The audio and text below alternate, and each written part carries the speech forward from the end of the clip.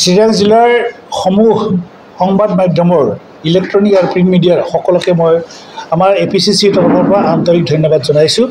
আজি ইয়াত আপোনালোকে উপস্থিত হৈ আমাৰ কংগ্ৰেছ দলৰ যিটো দৃষ্টিভংগী সেইটো আপোনালোকে ৰাজহুৱা কৰিবৰ কাৰণে আগ্ৰহ প্ৰকাশ কৰি ইয়াত আহিছে, তাৰ কাৰণে আপোনালোকক সকলোকে ধন্যবাদ জনাইছোঁ। মই APCCৰ চিনিয়ৰ স্প'ক্সপাৰ্চন প্ৰবীণ বড়ো। ইয়াত আমাৰ APCCত এটা আলোচনা হৈছে যে BTRৰ এইবাৰ যিটো ইলেকশ্যন 2025-ৰ BTR ইলেকশ্যনত আমি কংগ্ৰেছে নিজাববীয়াকৈ ইয়াত অংশগ্ৰহণ কৰিম।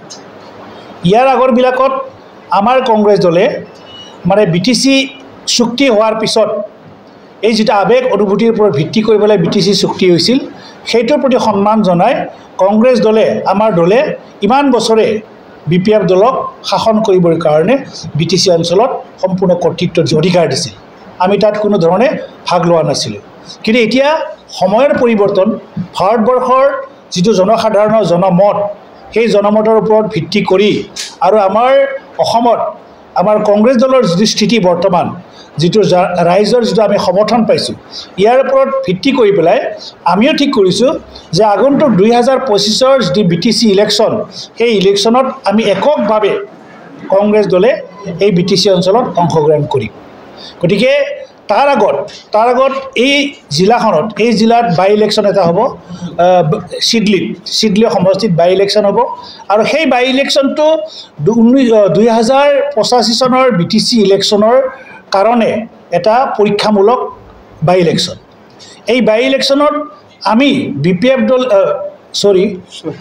কংগ্ৰেছ দলে আমাৰ কংগ্ৰেছ দলে কি ধৰণে আমি এই অঞ্চলৰ সকলো জনসাধাৰণৰ গ্ৰহণযোগ্য কৰি তুলি পেলাই চিডলিত আমি আমাৰ যি উত্থান সেইটো আমি ৰাইজক দেখুৱাব পাৰোঁ, তাৰ ব্যৱস্থা গ্ৰহণ কৰাৰ কাৰণে ইতিমধ্যে আমাৰ কংগ্ৰেছ দলে সিদ্ধান্ত গ্ৰহণ কৰিছে। গতিকে ৰাইজৰ ওচৰত আমি আমাৰ দলৰ যিটো সাংগঠনিক স্থিতি, সেই সাংগঠনিক স্থিতিটো শক্তিশালী কৰাৰ উদ্দেশ্যে আমাৰ APC দলৰ তৰফৰ পৰা আমি এইবিলাকে আজি চিৰাং জিলাত ইয়াত এই প্ৰেছ ক্লাবত, আপোনালোকৰ প্ৰেছ ক্লাবত আমি আলোচনাত বহিছোঁ। আমাৰ লক্ষ্য হ'ল যে আগন্তুক 2025-ৰ BTC ইলেকশ্যনৰ আগত চিডলি বাই ইলেকশ্যনত যিকোনো প্ৰকাৰে আমি কংগ্ৰেছ দলে এয়া দখল কৰিব লাগে এই সমষ্টিটো, আৰু সেই উদ্দেশ্য আগত ৰাখি সাংগঠনিক দিশটো শক্তিশালী কৰাৰ কাৰণে আজি আমি একত্ৰিত হৈছোঁ। এইখিনি আমাৰ উদ্দেশ্য আজি। ইতিমধ্যে কেইজনমানে বিচাৰিছে চিডলি সমষ্টিৰ কাৰণে। আমি জনাত আমাৰ প্ৰেছিডেণ্ট মহোদয়ে কৈছে যে 4-5জনে বিচাৰিছে, নামবিলাক মই আজি আপোনালোকৰ আগত নকওঁ, বিচাৰিছে। আমাৰ হাইকমাণ্ড আছে, আমি আলোচনা কৰিম APCCত কোনজন উপযুক্ত ব্যক্তিক চিডলি সমষ্টিত আমি প্ৰজেক্ট কৰিলে বা তেওঁ প্ৰাৰ্থিত্ব দিলে আমি বাকীবিলাক ৰাজনৈতিক দলৰ লগত শক্তিশালীভাৱে যুঁজিব পাৰোঁ, সেই দিশটো লক্ষ্য ৰাখি পেলাই আমি আমাৰ যিটো প্ৰাৰ্থী সেইটো আমি ঠিক কৰিম। জানিব পাৰিছোঁ যে আপুনি এজন শক্তিশালী প্ৰাৰ্থী হিচাপে কংগ্ৰেছ দলৰ প্ৰাৰ্থী হ'ব পাৰে বুলি জানিব পাৰিছোঁ। গণতান্ত্ৰিক ব্যৱস্থাত প্ৰত্যেকজন ব্যক্তিয়ে যিকোনো অঞ্চলত, ভাৰতবৰ্ষৰ যিকোনো অঞ্চলত তেওঁ প্ৰাৰ্থিত্ব বিচাৰিব পাৰে, ময়ো বিচাৰিব পাৰোঁ। কিন্তু বিচাৰিলেতো নহ'ব, মই বিচাৰিলেই নহ'ব, এইটো আমাৰ APCCয়ে ঠিক কৰিব লাগিব, AICC ঠিক কৰিব লাগিব যে আমুকক আমি ইয়াত প্ৰাৰ্থিত্ব দিম। গতিকে এখেতে আছে আমাৰ ভাইচ চেয়াৰমেন, ইপিনে এখেতে আছে ব্লকৰ লিডাৰ, তেওঁলোকেও বিচাৰিব পাৰে, কিন্তু বিচাৰিলেই পাব সেইটো কথা নহয়। আৰু মই কিন্তু ইয়াত আজি প্ৰাৰ্থিত্ব বিচাৰি বা তেনেকৈ সেই উদ্দেশ্য আগত ৰাখি পেলাই আমি অৰ্গেনাইজ কৰিবলৈ অহা নাই। ইতিমধ্যে BTRত এইবাৰ কংগ্ৰেছ, এইটো এটা আমাৰ প্ৰগ্ৰেম, আৰু এইটোৰ মূল কনভেনৰটো হ'ল মোক দায়িত্ব দিছে BTRত এইবাৰ কংগ্ৰেছ তাৰ মূল কনভেনৰ হিচাপে গোটেই BTC অঞ্চলত আমাৰ কংগ্ৰেছ দলৰ যিটো মানে সেইটো দিশটোক মানে সাংগঠনিক দিশটো শক্তিশালী কৰাৰ কাৰণে ইয়াত আহিছোঁ। ইতিমধ্যে আমি ওদালগুৰিত কথা পাতিছোঁ, বাক্সাত কথা পাতিছোঁ, এইবিলাক জিলাবিলাকৰ লগত, ব্লকবিলাকৰ লগত ইতিমধ্যে মত বিনিময় কৰিছোঁ।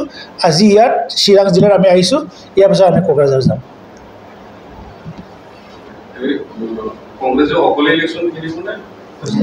এতিয়ালৈকে আমি ঠিক কৰিছোঁ যে আমাৰ যিহেতু আজিৰ পৰিৱেশটোত আমাৰ ৰাইজৰ যিটো সমৰ্থন আমি পোৱা বুলি ভাবিছোঁ আৰু হয় গোটেই ভাৰতবৰ্ষৰ এটা জনজাগৰণ সৃষ্টি হৈছে এটা পৰিৱৰ্তনৰ ঢৌ আহিছে গতিকে আমি অকলে ইয়াক যুঁজিব পৰা ক্ষমতাটো কংগ্ৰেছ দলে BTCৰ ভিতৰত অকলে যুঁজিব পৰা ক্ষমতাটো আছে